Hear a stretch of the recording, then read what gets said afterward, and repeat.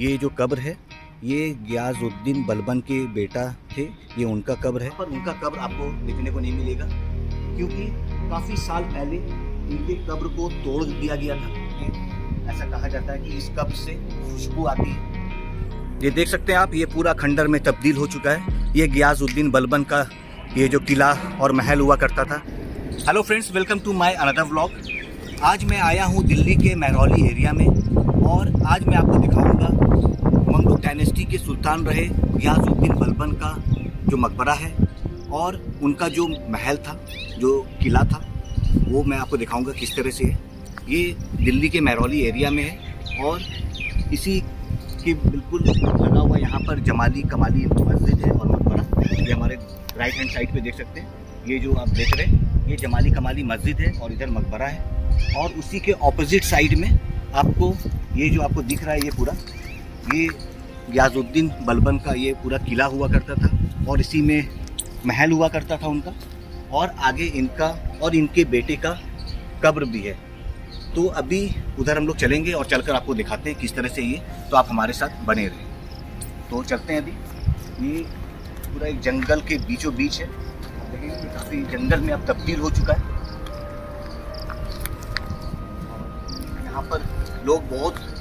यहाँ पर बहुत कम लोग आते हैं, लोगों को पता भी नहीं है इसके बारे में। आप देख सकते हैं काफ़ी डेंजरस है ये रास्ता, काफ़ी खौफनाक है। तो चलते आगे।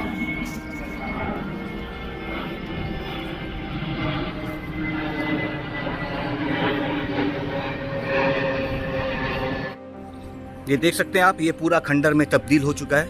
ये गियाजुद्दीन बलबन का ये जो किला और महल हुआ करता था, ये बिल्कुल अब खंडर में बिल्कुल तब्दील हो गया है। सिर्फ टूटी हुई दीवारें ही बची हैं यहाँ पर और पत्थर ही पत्थर और सिर्फ जंगल यहाँ पर। ये आप देख सकते हैं इसका व्यू किस तरह का है।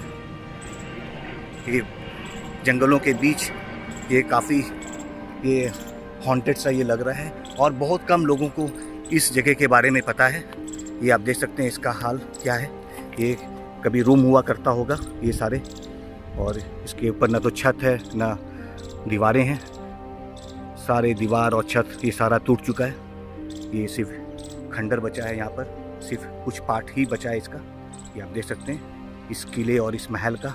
गियाजुद्दीन बलबन जो सुल्तान हुआ करते थे दिल्ली के, जिन्होंने करीब 21 साल तक हुकूमत करा दिल्ली पे।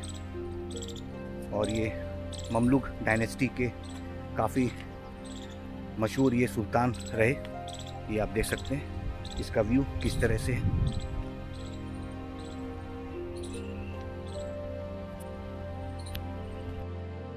ये आप देख सकते हैं, ये सामने आपको इस तरह का व्यू दिखेगा और यहाँ पर आप देखेंगे मेंशन्ड है बलबन्स टूम और बलबन्स टूम गेट।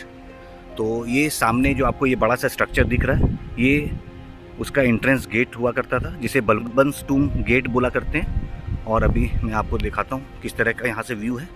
ये काफ़ी नीचे इनका मकबरा है और कब्र है। ये आप देखेंगे ऊपर से इसका व्यू किस तरह से है। ये जो सामने आपको दिख रहा है ये जो गियाजुद्दीन बलबन थे, ये उनके बेटा का है ये कब्र। और ये आप देखेंगे ये जो वॉल है ये गेट हुआ करता था, ये बलबन्स टूम गेट इसे बोलते हैं, जो इस मकबरे का गेट हुआ करता था। ये आप देखेंगे इसका स्ट्रक्चर किस तरह का है। ये अब टूट चुका है बिल्कुल। ये पहले और भी सही इसका स्ट्रक्चर होगा बट ये अब टूट चुका है। ये आप देखेंगे किस तरह से इसमें आपको ये पत्थर निकले हुए दिखेंगे, ये नोकीले पत्थर। ये जो कब्र है ये गियाजुद्दीन बलबन के बेटा थे, ये उनका कब्र है जिनका नाम मोहम्मद खान था। तो अभी चलते हैं अभी इसके नीचे और आपको चलकर दिखाते हैं नीचे से करीब से किस तरह से ये, और आप इसके बारे में मैं आपको बताऊंगा। तो आप हमारे साथ बने रहें।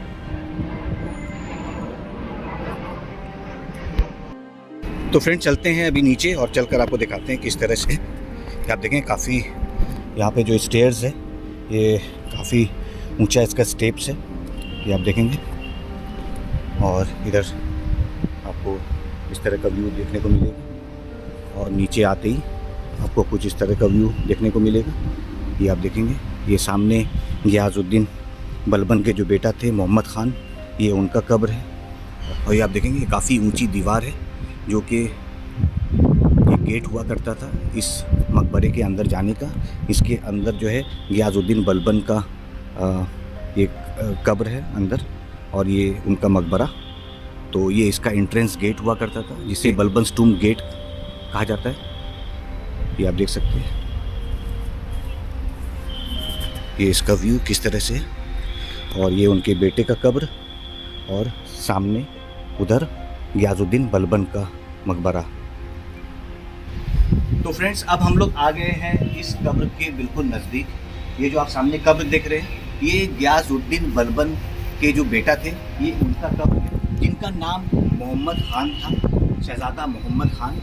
और ये जो इनके बेटा थे, ये काफ़ी यंग एज में मंगोलों के साथ लड़ाई में ये मारे गए थे, ये शहीद हो गए थे। तो इस वजह से इन्हें शहीद का दर्जा मिला था। तो लोग इन्हें शहीद मोहम्मद खान भी कहा करते हैं। तो ये आप देख सकते हैं, ये उनका कब्र है। तो अभी मैं आपको इसे नज़दीक से दिखाता हूँ किस तरह से। तो ये आप देखेंगे इनके कब्र का किस तरह का व्यू है। ये पूरा रेड सैंडस्टोन से इसे बनाया गया है, ये आप देख सकते हैं। और यहाँ बहुत ही खूबसूरत कैलीग्राफी करी गई थी, ये आप देख सकते हैं। ये वक्त के साथ साथ ये अब बिल्कुल धुंधला होता जा रहा है, ये आप देख सकते हैं। इसमें कुरान शरीफ की आयतें यहाँ पर लिखी हुई आपको दिखेंगी, ये देख सकते हैं। ये उस वक्त का 800 साल पहले करीब इसे यहाँ बनाया गया था, और ये उसी वक्त का ये कैलीग्राफी है, ये आप देख सकते हैं। और काफ़ी यूनिक आप देखेंगे इस कब्र का जो है, बिल्कुल डिफरेंट इसका स्ट्रक्चर है, ये आप देख सकते हैं। इसके बेस में भी आप देखेंगे, यहाँ पर भी ये पत्थर को काट करके, तराश करके इस तरह से डिज़ाइन बनाया गया था, ये आप देख सकते हैं किस तरह से ये डिज़ाइन बनाया गया है यहाँ पर। और इसके चारों साइड आपको इसी तरह का इसके बेस में डिज़ाइन दिखेगा। और ये जो कब्र है, इसके बारे में ऐसा कहा जाता है कि इस कब्र से खुशबू आती है, बट यहाँ पर कुछ ऐसी खुशबू नहीं आ रही। इसमें ये हो सकता है कि ऐसा सुनने में आता है कि कोई लोग आते हैं यहाँ पर, तो यहाँ पे इत्र लगा दिया करते हैं इस जगह पर, तो जिसकी वजह से खुशबू आया करती है। लेकिन इसमें खुद से अपने आप से इसमें से कोई ऐसी खुशबू नहीं आती, तो ऐसा आई थिंक ये गलत बात है। ये जो गियाजुद्दीन बलबन थे, ये अपने बेटे का जो है ये सदमा बर्दाश्त नहीं कर पाए, और इनके डेथ के कुछ ही दिन के बाद गियाजुद्दीन बलबन का भी डेथ हो गया था। जबकि वो काफ़ी सख्त दिल और काफ़ी मजबूत इंसान थे, लेकिन अपने बेटे के मौत का जो सदमा था वो बर्दाश्त नहीं कर पाए, और इनके मरने के, इनके शहीद होने के कुछ दिन के बाद ही उनका भी डेथ हो गया था। तो ये उनके बेटे का कब्र, और इसी से लगा हुआ आपको दिखेगा यहाँ पर ये गियाजुद्दीन बलबन का मकबरा, ये बिल्कुल इसी से लगा हुआ है। उधर गियाजुद्दीन बलबन का ये मकबरा है। और ये जो आप देखेंगे, ये जो गेट था, इसे बलबन के मकबरे का गेट कहा जाता है, ये आप देख सकते हैं। बलबन टूम गेट इसे कहा जाता है, जो कि अब बिल्कुल टूट चुका है, सिर्फ अब इसमें नुकीले पत्थर आपको दिखेंगे। और ये आप देख सकते हैं, ये काफ़ी बड़े बड़े लाइन स्टोन को लगा करके इस पूरे मकबरे को बनाया गया था।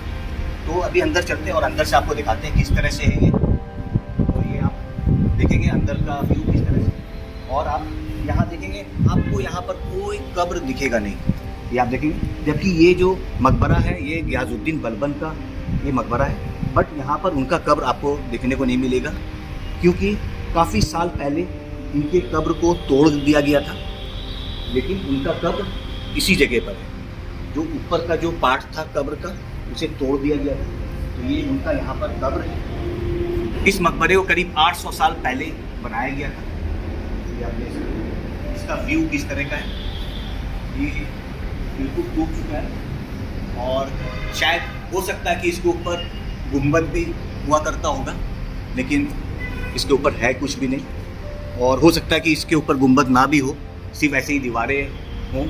जिस तरह से शमसुद्दीन इल्तुतमिश का आपने देखा होगा मकबरा, उसके ऊपर भी छत नहीं है, ये कुतुब कॉम्प्लेक्स के अंदर, तो हो सकता है उसी तरह से हो। और फ्रेंड्स, आप लोगों को बताना चाहूँगा, ये जो गियाजुद्दीन बलबन थे, इन्होंने दिल्ली पर करीब 21 साल तक हुकूमत करा, 1266 से लेकर के ये 1287 तक इनकी हुकूमत रही दिल्ली पे। ये दिल्ली के सुल्तान रहे और ये काफ़ी दिलेर और काफ़ी सख्त दिल के ये सुल्तान हुआ करते थे उस वक्त के, और जिन्होंने मंगोलों से कई जंगें लड़ी और इन्होंने कई जंगें जीती। तो ये आप देख सकते हैं, ये गियासुद्दीन बलबन का ये मकबरा, ये भी देख सकते हैं इस हाल में। और इस तरफ आप देखेंगे बिल्कुल इसी से लगा हुआ, और इधर देखेंगे आप इससे बिल्कुल लगा हुआ उनके बेटे मोहम्मद खान का ये कब्र। तो फ्रेंड्स, अभी मैंने आपको दिखाया ये गियासुद्दीन बलबन का और ये उनके बेटे का ये कब्र। तो उम्मीद करता हूँ कि आपको ये देखकर और ये जानकर अच्छा लगा होगा। तो अगर अच्छा लगा हो तो प्लीज़ हमारे इस वीडियो को ज़्यादा से ज़्यादा शेयर करें और हमारे इस चैनल को सब्सक्राइब करें। तो बहुत जल्द हम लोग मिलते हैं एक नई जगह पे। तब तक अपना ख़ास ख्याल रखें। Take care. Thank you. Bye bye.